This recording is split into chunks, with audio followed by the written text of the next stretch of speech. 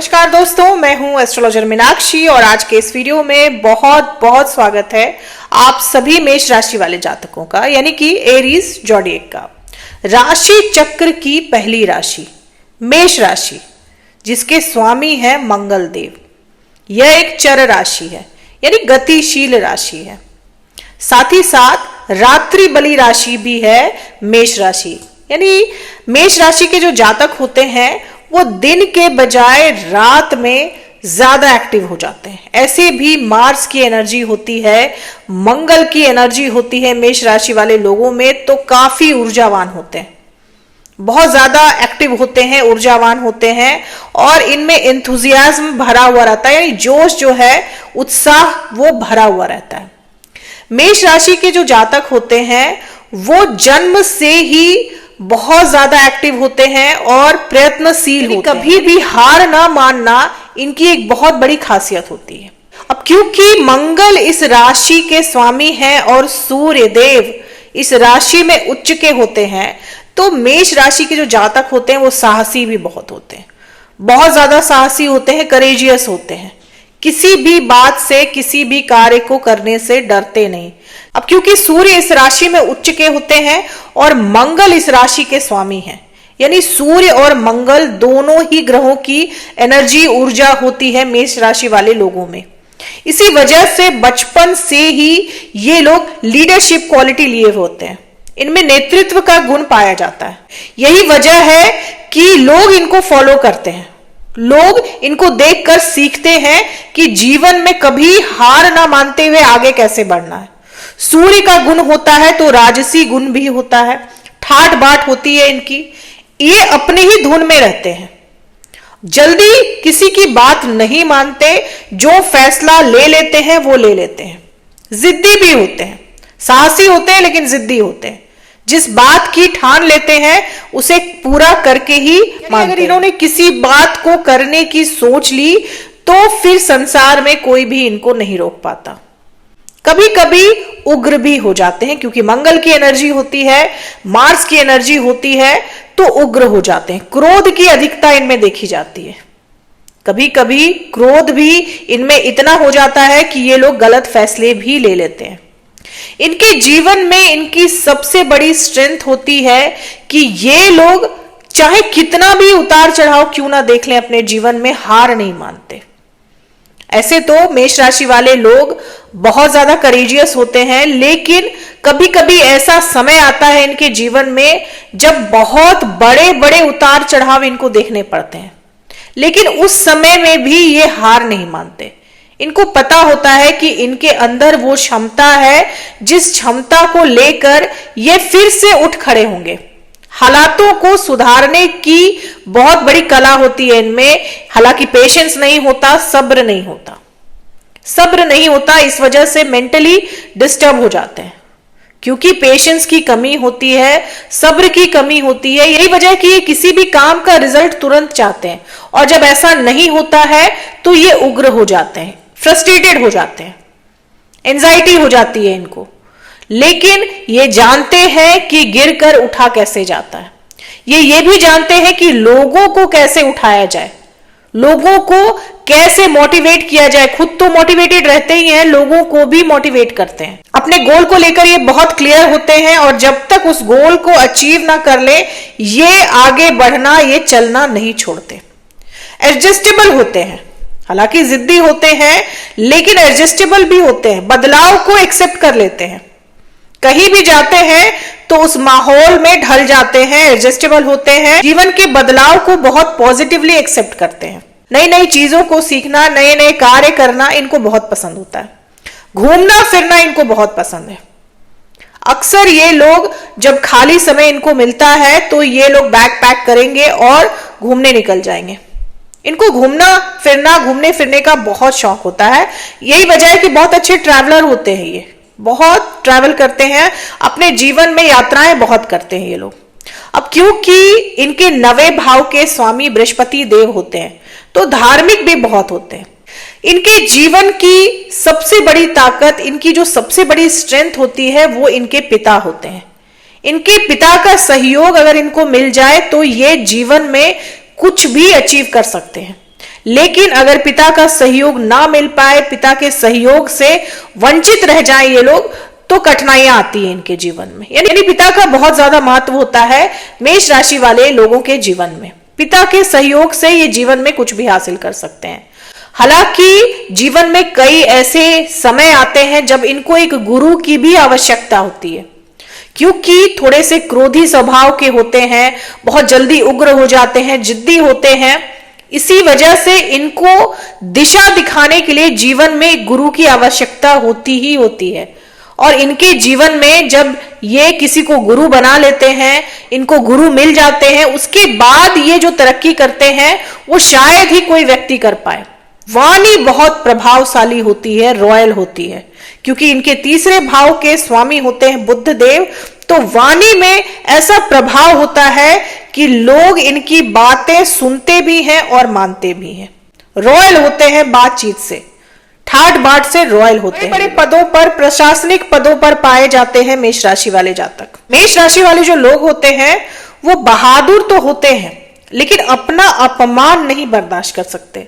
यानी अगर किसी ने इनको क्रिटिसाइज कर दिया, इनका अपमान कर दिया, या इनके अपने लोगों का भी अपमान कर दिया, तो फिर ये उग्र हो जाते हैं, फिर इनको संभालना मुश्किल हो जाता है। ये तुरंत ही रिटेलिएट करते हैं, ये तुरंत ही जवाब देते हैं, और इनका जो जवाब होता है वो बहुत ही उग्र हो सकता है, क्योंकि ये लोग कभी भी अपमान नहीं झेल पाते। अपने खिलाफ ये नहीं सुन सकते, अपने खिलाफ सुनने की क्षमता इनमें बहुत कम होती है। यही वजह है कि इनको अपने क्रोध पर नियंत्रण करने को कहा जाता है। अक्सर अपने क्रोध की वजह से ये अपना ही नुकसान कर बैठते हैं, अपने क्रोध में खुद का ही नुकसान कर बैठते हैं।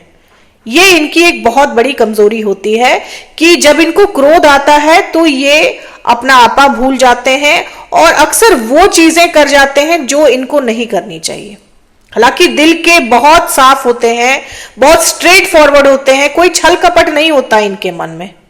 लेकिन कहते हैं ना कि जिन लोगों का दिल साफ होता है, जबान कड़वी होती है, वो बिल्कुल स्ट्रेट फॉरवर्ड बोलते हैं।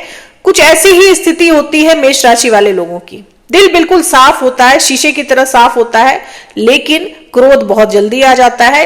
यही वजह है कि क्रोध की वजह से अक्सर ये लोग अपने जीवन में पीछे रह जाते हैं, और क्रोध पर नियंत्रण करना इनके लिए एक बहुत ही मुश्किल टास्क होता है।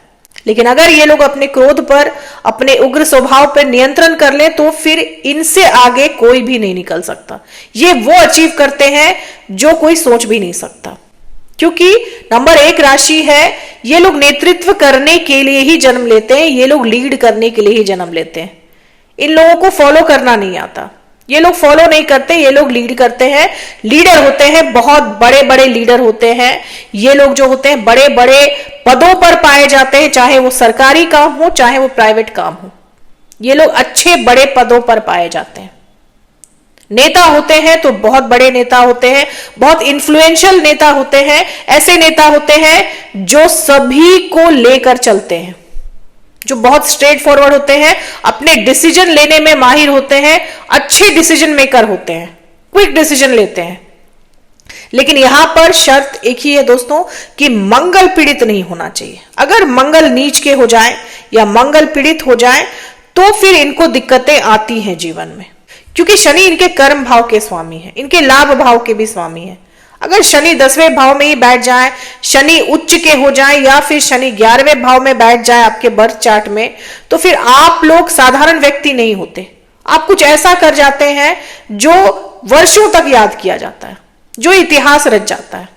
शनि का बहुत महत्व है आपके जीवन में, लेकिन शनि की स्थिति यहां पर अच्छी होनी चाहिए। सूर्य आपके चार्ट में पहले ही भाव में बैठ जाए तो फिर आप IAS IPS होते हैं, तो फिर आप बड़े बड़े प्रशासनिक पदों पर पाए जाते हैं।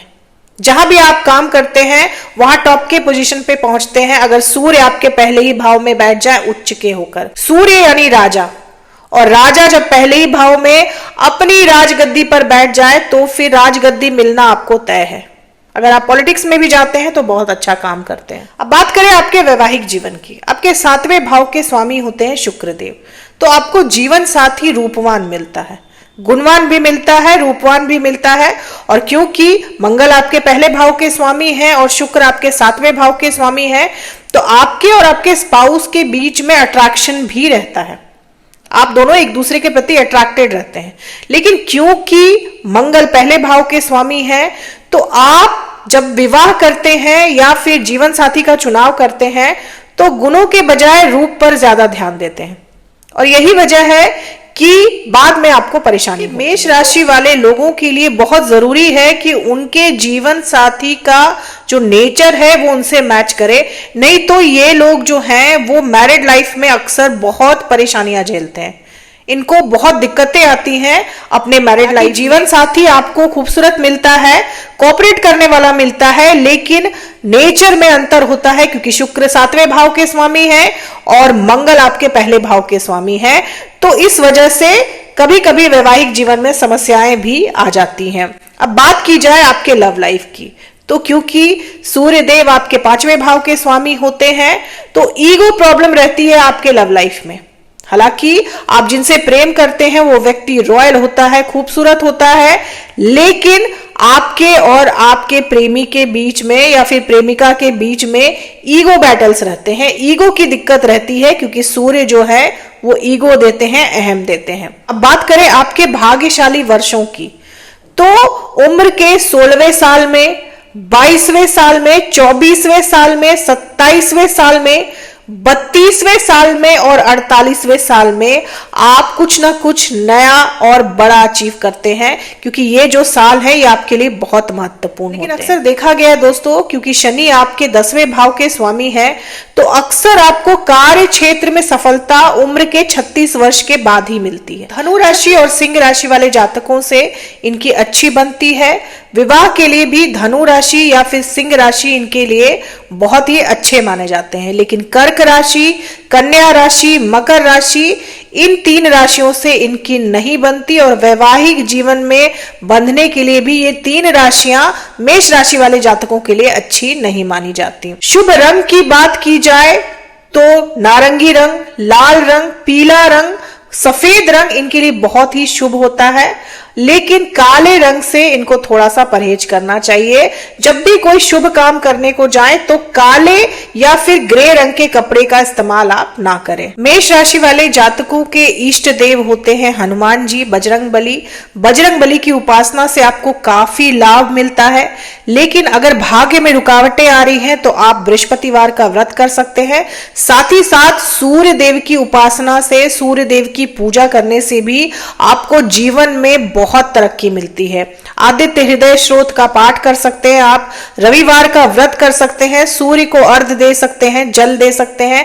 ऐसा करने से भी भाग्य की रुकावटें दूर होती है और आपको जीवन में तरक्की और खुशहाली दोनों मिलती है। स्वास्थ्य से संबंधित समस्याएं अगर आपके जीवन में चल रही हैं तो आप हनुमान जी की उपासना करें, आप हनुमान चालीसा का पाठ करें। मेष राशि वाले लोगों के लिए हनुमान चालीसा का पाठ करना अति लाभदायक माना जाता है। तो दोस्तों ये थी मेरी एनालिसिस मेष राशि वाले जातकों के लिए। उम्मीद करती हूँ कि वीडियो से आप लोगों को काफी जानकारी मिली होगी, काफी कुछ जानने को मिला होगा अपने बारे में। अगर वीडियो से आप लोगों को हेल्प मिली हो, जानकारी मिली हो, तो चैनल को सब्सक्राइब करें, लाइक करें, शेयर करें, कमेंट करें और बेल आइकन जरूर दबा दें दोस्तों। तब तक के लिए जय माता दी, जय श्री राम।